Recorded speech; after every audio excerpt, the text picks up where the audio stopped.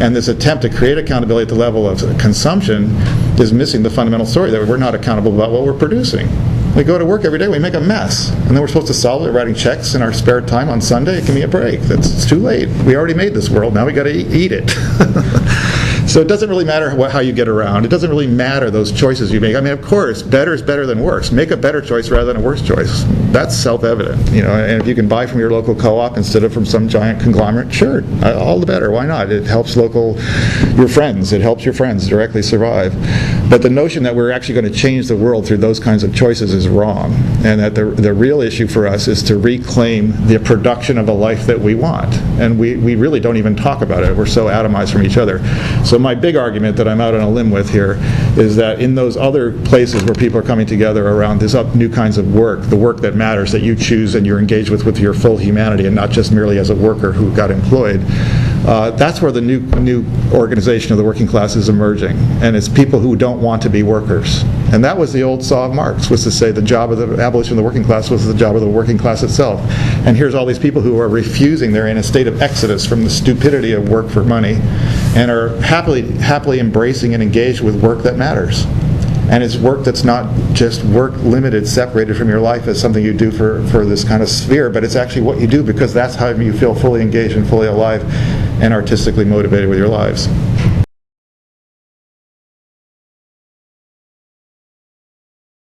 And it's pretty easy to say already that we know the world today very differently than people did 30 years ago. Like, we have a much more profound sense of the ecology of the planet as a whole, and we have a very profound sense of our own particular space in it and how we engage with all these issues around it, and how more and more we start to understand that all these production processes are really crucial to it, and we participate in those in lots of ways. And some of that consumer awareness is part of that new sensibility as well.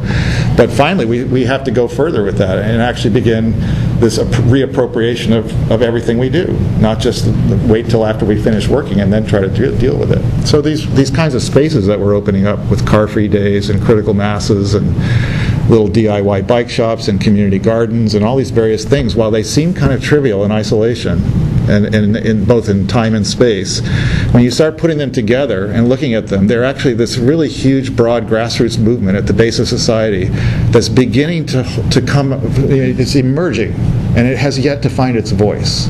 And it's not a coherent voice yet at all about how much we really want to change things and how different it could be. Because finally, everybody's got a stake in how much better life could be. You look around and it's like, okay, it's a nice library. Okay, Vancouver, really pretty city. Things are pretty good here. Hardly anybody's starving. There's some poverty, but it's not as bad as it is in some places. And yet, wherever you are in that hierarchy of income and status and race and all the other things that we struggle with, you've got a good reason to be in a state of revolt. Life is a pale shadow of what it could be. Life could be radically better than this. It could be grand all the time, and it could be like that for everybody on the planet. And we should talk about that. We should talk about what it would take to get there. It's going to take a lot of work. Guess what work we're not doing? That work. Guess what work we are doing? The work that keeps it bad like it is.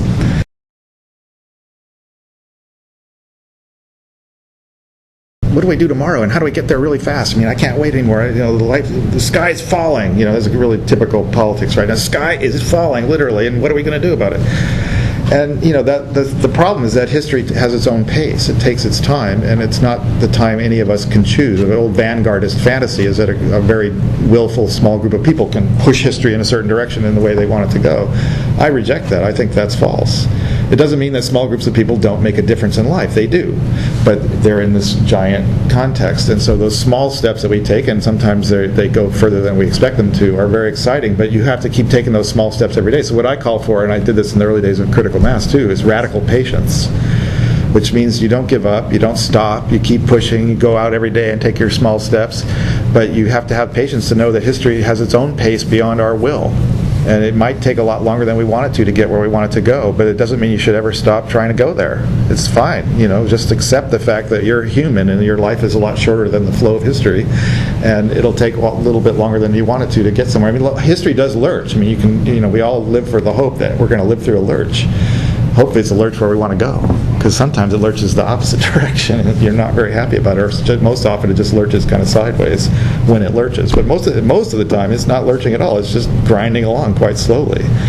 And so finding those spaces that can grow and finding a logic that can expand itself, I think, is the key. So when you talk about, like, is it enough to, re-advocate for non-commercial activity in space? Yeah, that's a great first step. Another thing that I think might make sense to include with that is to actually be creative about what you do, as opposed to merely an advocacy, but actually physically enact that other activity that you're talking about that can displace the commercial activities as a preferable alternative, like the common picnic and potluck in the middle of a street, or a bowling alley made up of humans, or I don't know. I mean, there's a million things to play with, and that's part of the fun of it, is to be creative and think about completely new uses of the space that haven't been thought of yet. So.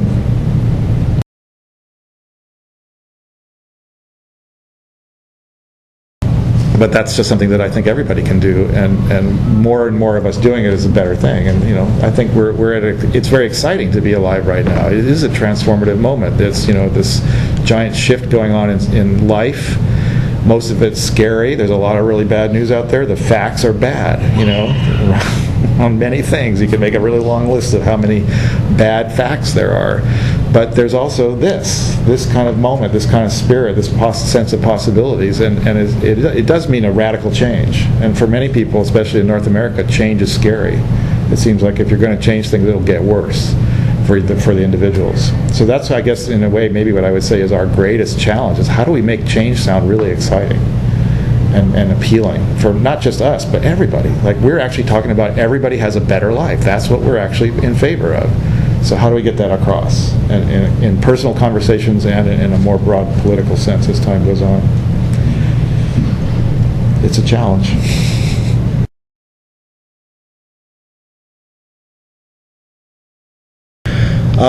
In terms of there's not going to ever be a magic bullet, but I would say that there's a sort of a target of discussion, of thought, that I like to emphasize, that puts me in a rather extreme camp, which is the basic relationship that produces this world is wage labor. And that denies you a right to decide what to do as an individual. Like, you can choose a better job versus a worse job, but basically the problem is, if you get a job, whatever it is, you put a ton of your life into it, and most of what you're doing at the job, why bother? It's a waste. It's good for the company. It's not so good for you. It's really not very good for the planet or other human beings. And so that truth then grinds at you as you're at your job every day, if you let yourself think about it. And a great deal of graduate school education is to prevent you from thinking about it, and learn not to think about it while you're doing your technical jobs, right, if you're at that level of the economy. But for huge numbers of people, they just get a job because they need to pay their bills, and they don't really want to have to think about anything else. And the accountability thing is that's it. You have money, that's the accountability. If you have the money, you can pay for things. The end of the discussion. There's nothing else to say about it. And what I think is that we should have a right, and it's something to begin articulating. We should have a right to choose what to do. We should wake up in the morning and decide, what should we do today? And not just like a blank slate. There's a ton of stuff we know about that needs to be maintained and improved upon and expanded, etc.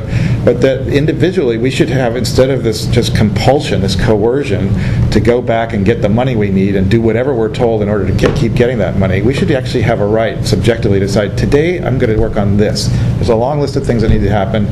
I'll do that today, I'm going to do that tomorrow. And I think all of us would like that rich life where we're not locked into a career and one thing to do for the rest of our lives. And then for those people psychologically who would prefer to just do one thing for the rest of their lives, why not? Go ahead. Great. And I'll tell you, I have a novel over here called After the Deluge, a novel of post-economic San Francisco, where I tried to flesh that out. Like, the world's a crazy place, and I thought at least I should be able to describe what it might be like to live in the world that I would like to live in. And it's not a perfect world by any means. People are still mean to each other, they're jealous, they sleep with each other, all the usual things humans will do. That's always going to be true. But to take out the absurdity of organizing life around capitalism and money and markets, and just take that out of the picture, and now imagine a rich, abundant life where there's enough of everything materially for everybody, people work as much or as little as they like, and essentially it works. And so I described that whole world in that novel as a way of trying to make it clear that it is possible to shift it to a free market for individuals to choose what they want to do, and that most people have a real strong urge to pull their own weight and to do something that's useful, that makes them feel good and it connects up to what other people need and what they need.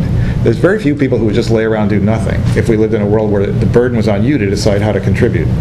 And it would be a lovely burden to have, and it would be a different educational system that would encourage a great deal of critical thinking and self-reliance. and a sense of sharing and camaraderie around choosing things to do, and there'd be a accountability with each other about how should resources be used. What should we do together today? What should we do together over the next 3 years? And work would happen in response to need instead of the other way around. Like right now, we do tons of work, we produce all this crap, and then we think we need it. Because we're constantly told, oh, you got to have that flat screen TV. Come on, you're behind. Your TV's too small. You need to get a big flat one now, and instead of fill in the blank. You need the 30-second variety of deodorant, or you're going to stink, or whatever. And so we don't really organize life it's backwards. It should be the other way around. We should decide what we need together collectively and democratically, and then, okay, that's a lot of work. Who's going to do all that work? And I like, there's this kind of common thing. You got this ad busters here in this area, which kind of I don't like very much, because it really puts this sort of weird neo-Christian moralism out all the time about you consume too much, shame, shame, shame. And it's like, that's just dead end politically. It may be true, but it's a dead end politically. If you don't already have that sort of wiring to feel guilty and you're going to change your behavior out of guilt, it's just an annoying message, and you just reject it. And a large percentage of the population doesn't feel like they have enough, because every day throughout their lives they've been told, you don't have it all yet. Strive for everything. You're going to get it all. Just keep going there. So I'd rather have a different conversation. I would just start the conversation to say, how about if we all agree that everybody can have everything? Let's just try that as a mental exercise. Everybody gets to have everything they want. Okay, now we got to make the list. What's everything? Oh, that's an interesting conversation. So we start making this ridiculous list, and it's got all this stuff on it. Oh my God. Okay, that's going to be an incredible amount of work. Who wants to work that hard?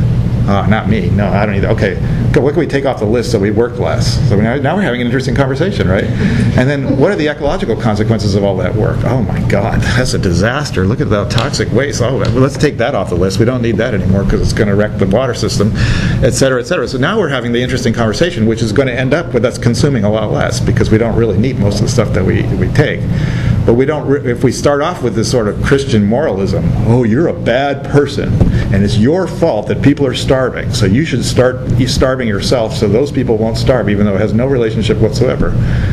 And so I'm always trying to shift that conversation. And I think in a way, when you're stuck at your job and you're doing something, and actually I'm sure it's fulfilling, and you're probably often doing good work, there's definitely going to be parts where that's not true, and that's the moment where the thought process might kick in and go, I need to challenge what's happening here in this place that I work. It's not enough to wait to solve it outside of this workplace, so I might find my allies at work. Who else feels like that?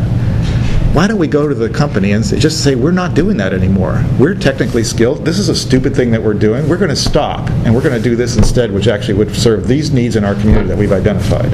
And we insist that you pay us for the same hours while we take care of these other things that aren't the actual mission of the company, and it's actually going to erode the bottom line. But screw that. That's why we live, is to make life better, not to make you money. And ultimately the profit system's in the way. It can't be worked with. It's absolutely inimical to human well-being. So. This innovative polling system, when realized, will become a potential tool to enable us, the citizens, bring about whatever social change is needed. Perpetual participation, or ongoing polling, is essentially what direct democracy is all about.